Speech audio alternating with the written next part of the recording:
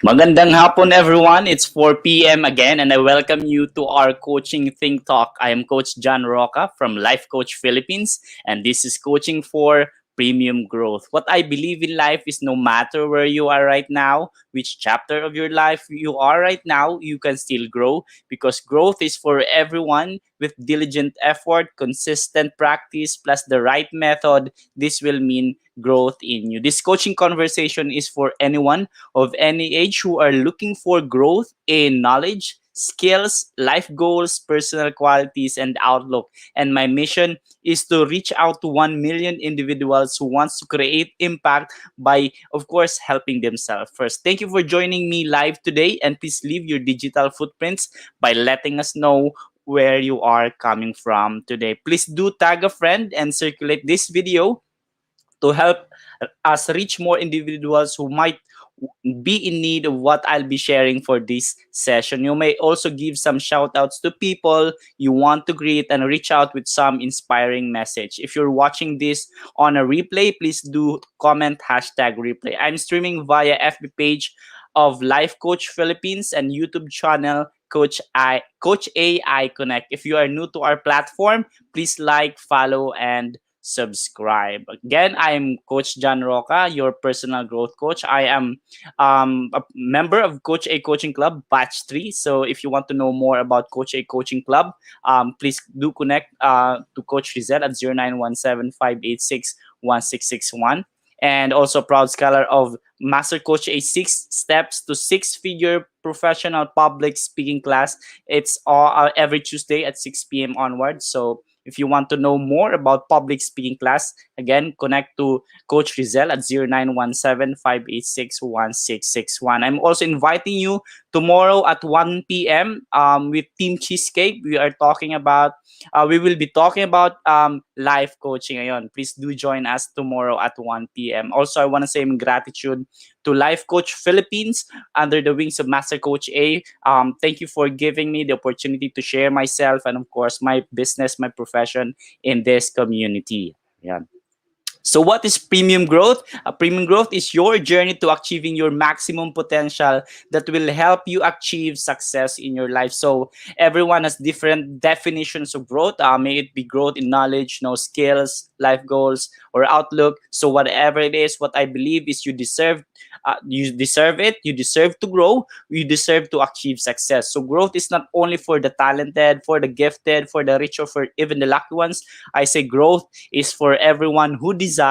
Growth is for everyone who dreams. Ayan. So hashtag pack my bag moment and hashtag coaching think talk. Use this official hashtag if you have learned something or something that captured your attention. It might be a wisdom, a slide, a phrase. So whatever it is you got from this presentation, use hashtag pack my bag moment. Ayun. So why premium growth? Why I chose premium growth? Because I'm a product of this journey. I'm a product of premium growth. My health is a product of this journey. So let me tell you a story. Back then, I was 90 kilograms back then in 2019. So rest is history. I'm now at 78, 77, hovering. So I'm not sharing this to brag. I'm sharing this to inspire people that things can be better and that you can be better if you take the right action. Ayan. So if you're up to share your challenges, share your story in the comment section or message me. Yan. So let's jump into my topic for this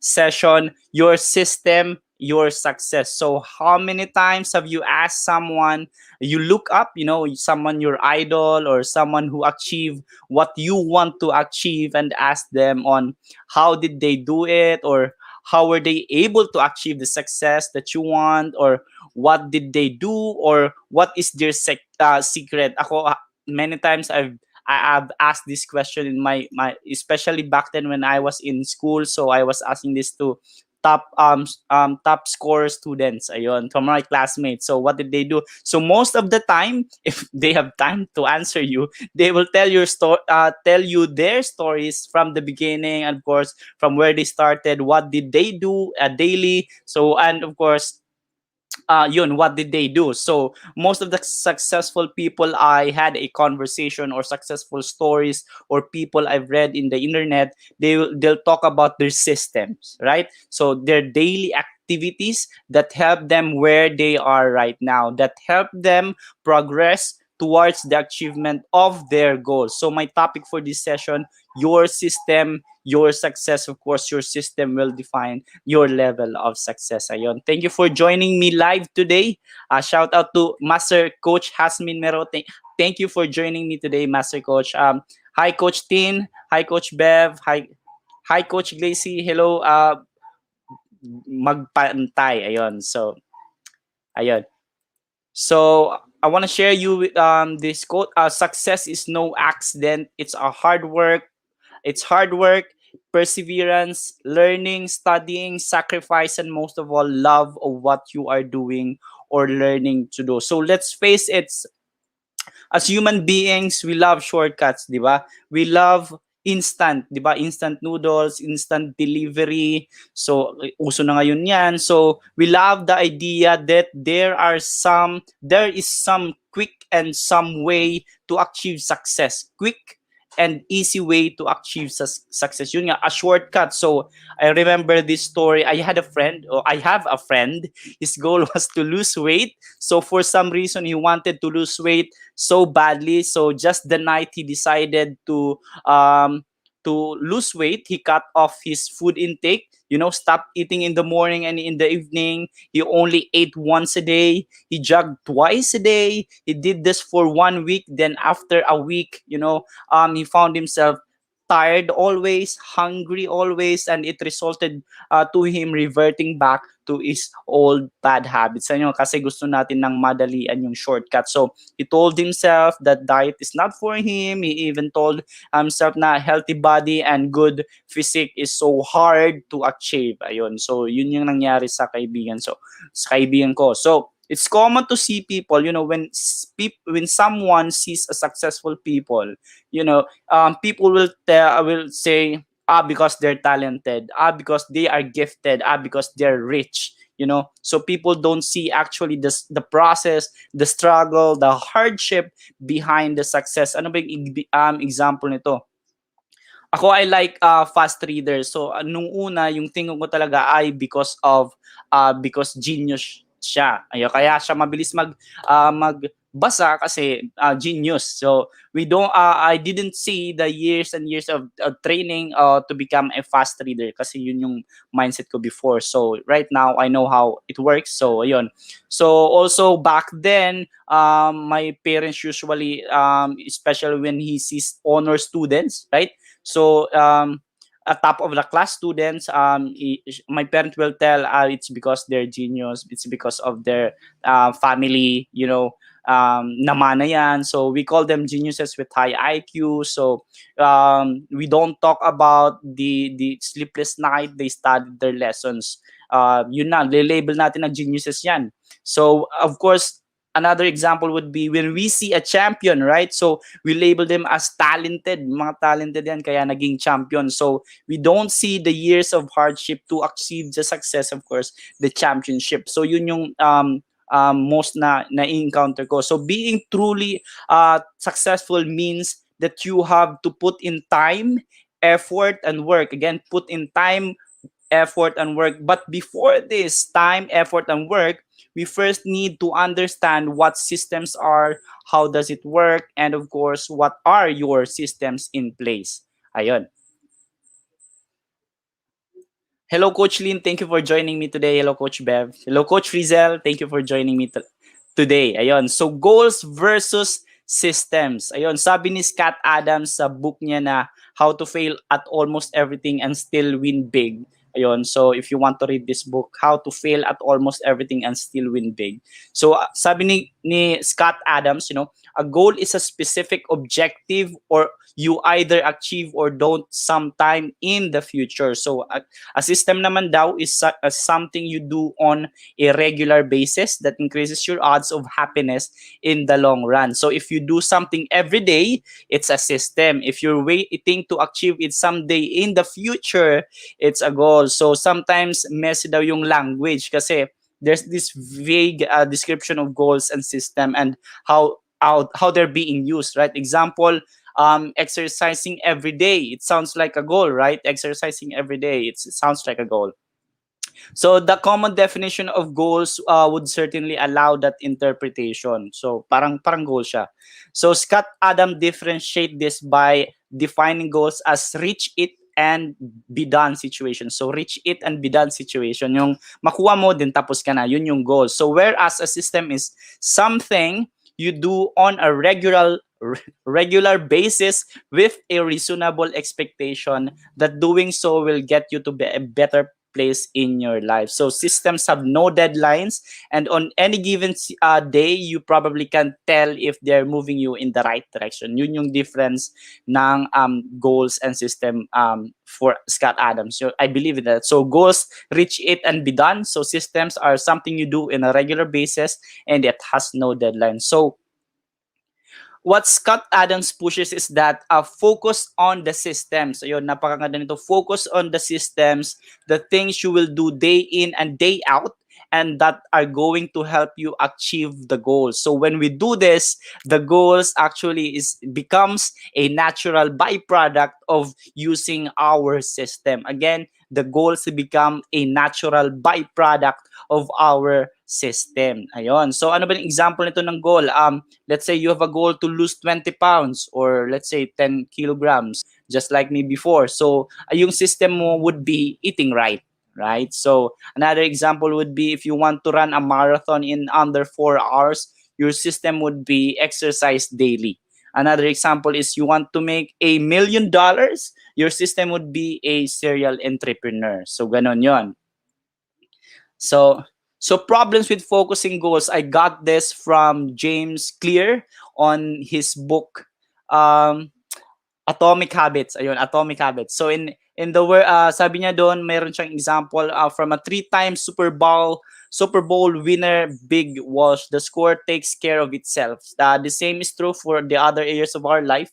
If you want better results now, then forget about setting goals and focus on your system instead. So we are not saying here that goals are not needed. Of course, goals are still needed, but goals goals are still needed. Goals are good for setting a direction, but systems are best for making progress. Yon, napakagandang words ni James Clear sa book niya na Atomic Habits. If you want to read more about this, ayun. So Atomic Habits by James Clear. So 4 problems when you focus on goals instead of building systems. Ayun. So problem number 1, sabi na doon, winners and losers have the same goals. Ayun. So yung magandang example niya, lahat daw ng aplikante sa trabaho, syempre gusto yung makuha yung job, right? So lahat naman ng players, example sa tournament, lahat ng players sa isang tournament gustong maging champion. Yun yung tama, di ba?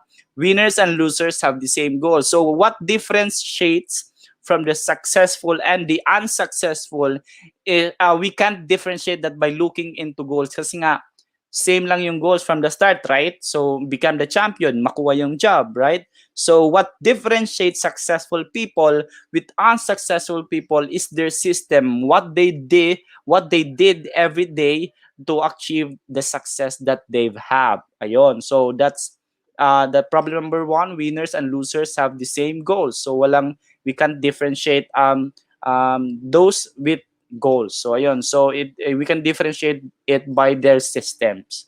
Ano yung ginawa nila every day and resulted to them being the top one or the champion. Ayun, so that's problem number 1. Problem number 2, achieving a goal only changes your life for the moment. Magandang example nito, if you're cleaning your room, right? So, or your table, table, palagi ako napapagalitan dito. So, imagine you want to clean your table na lang. So, if meron kang energy ngayon, di ba? Kaya mo yung gawin, di ba? So, clean your table ngayon, kaya mo namang gawin if you have the energy. Pero if you don't fix your bad habits of messing your things around your table or your room, back to square one talaga yan.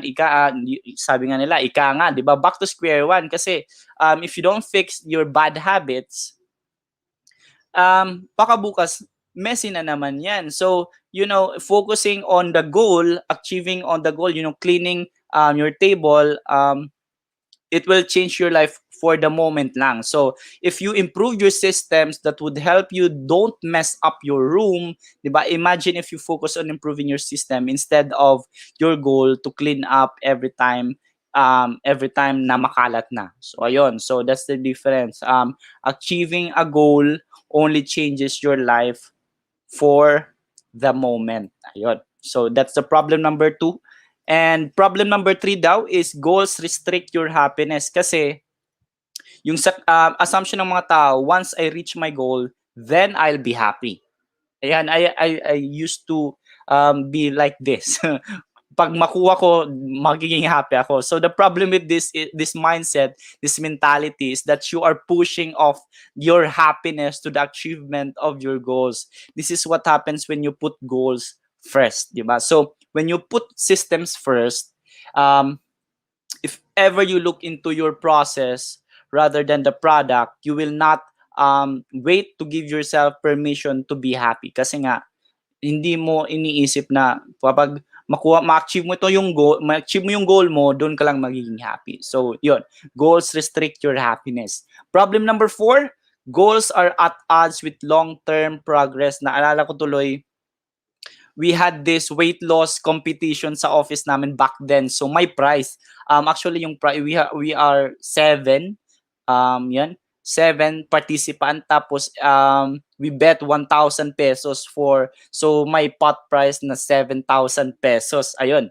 So yun nga, so I think it was 3 months, I think. So everybody was motivated to exercise kasi nga may pot money, so everyone was motivated to exercise, everyone was motivated to do diet, right? So but after the competition, wala nang motivation, wala nang long-term progress. Yun lang, merong naging magandang resulta, yun nga, nag-lose weight.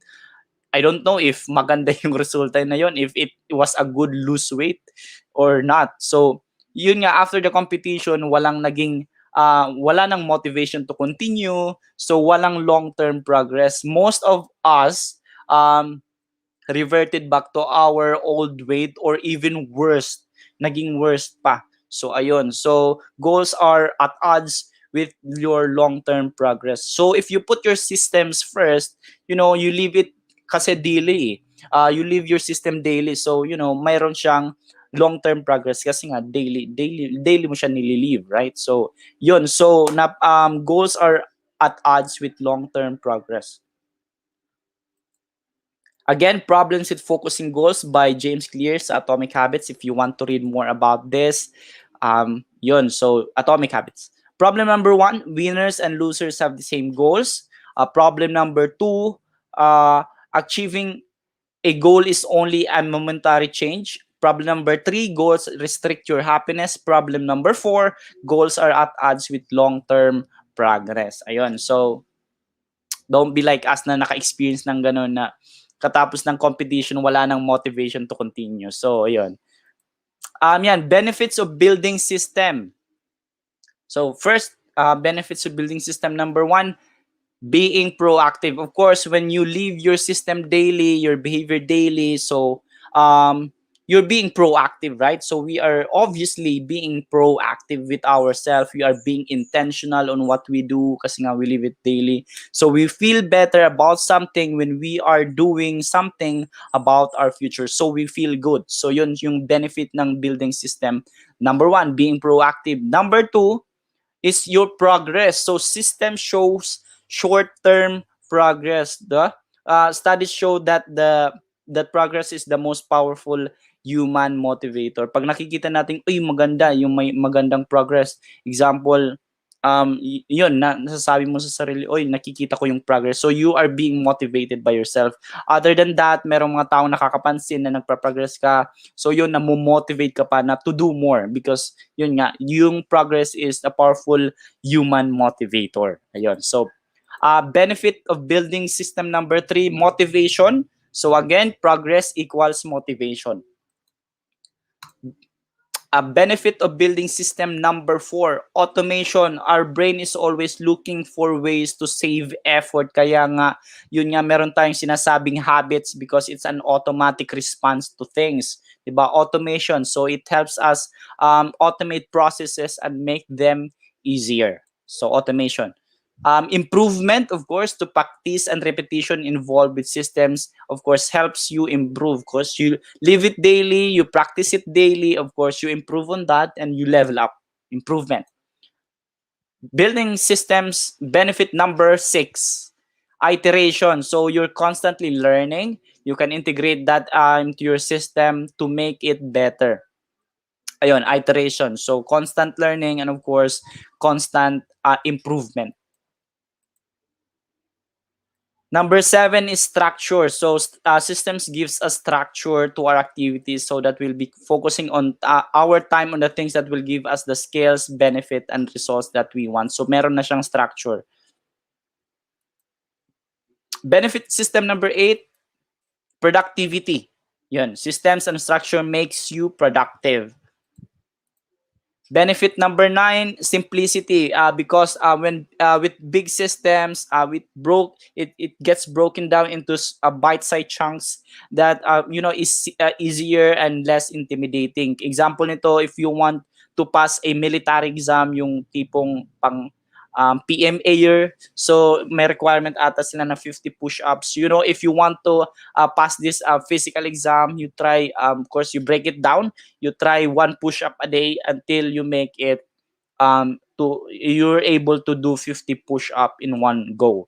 Ayun. So break down into smaller and less intimidating tasks. So simplicity. Again,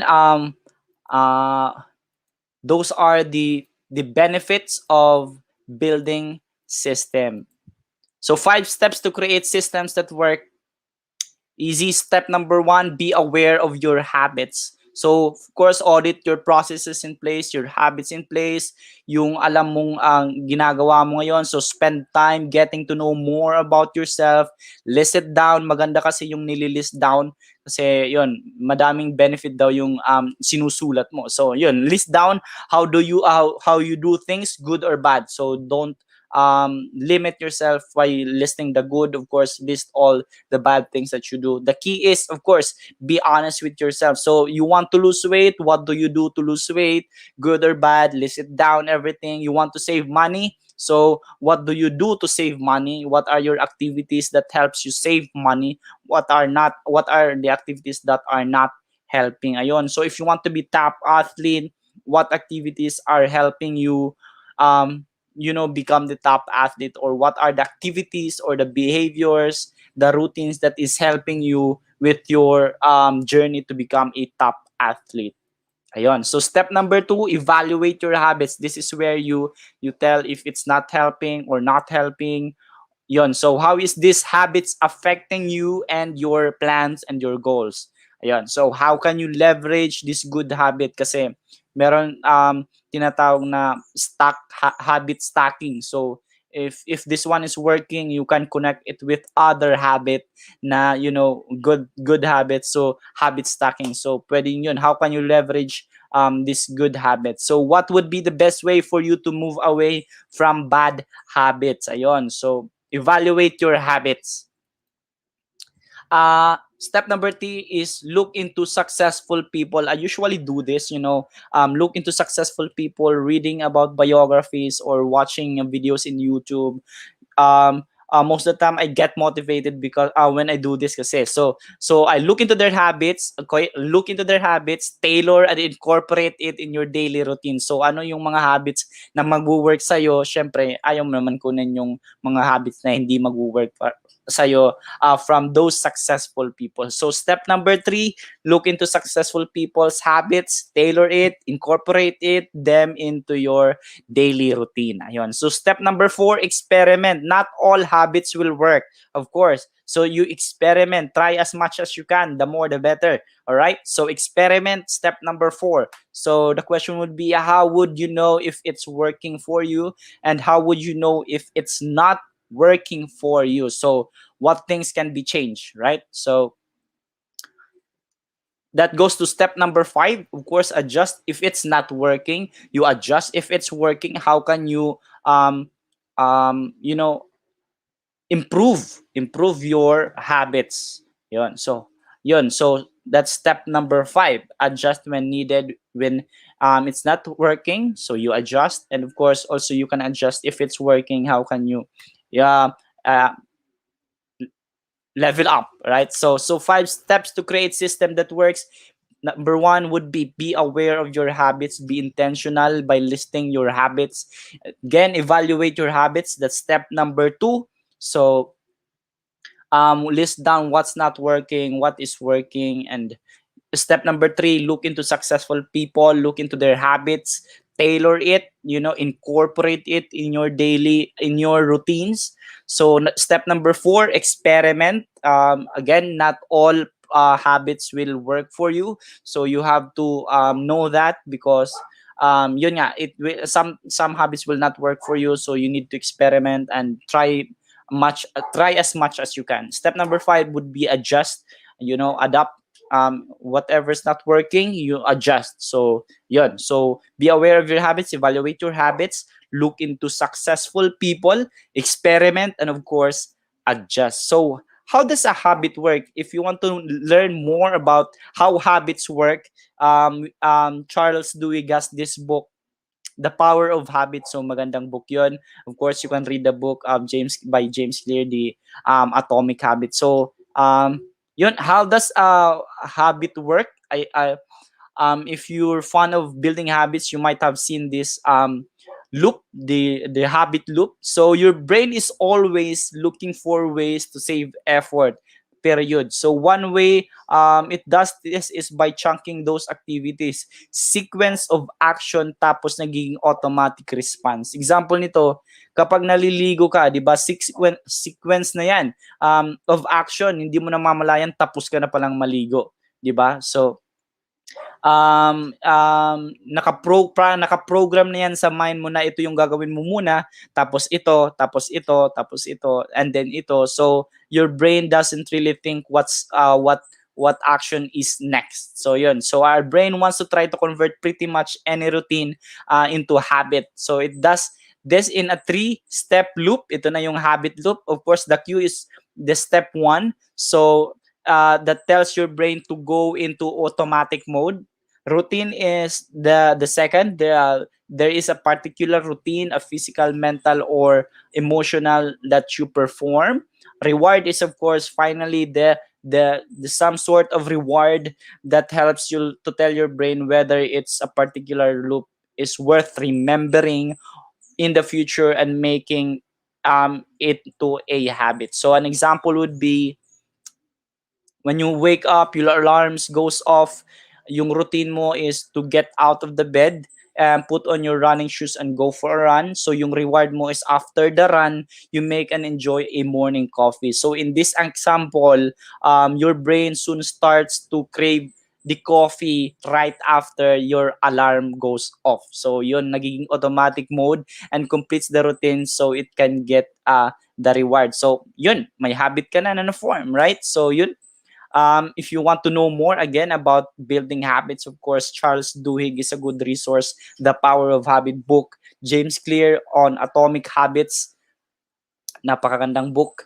And then again, success is no accident. It's a hard work, perseverance, learning, studying, sacrificing, and most of all, love of what you are doing or learning to do by Pete. Yon. So focus on building systems that works for you. Focus on building systems that are going to help you achieve the goals. In this way, again, the goals becomes a natural byproduct of using our systems or your systems. Build systems that serve for you. That's my topic for this session. So as I end this conversation, let me invite you to be part of what we are doing as an organization of professional certified life coaches for another coaching conversation tomorrow. Please do join Coach Lynn for coaching for emotional safety at 10 a.m.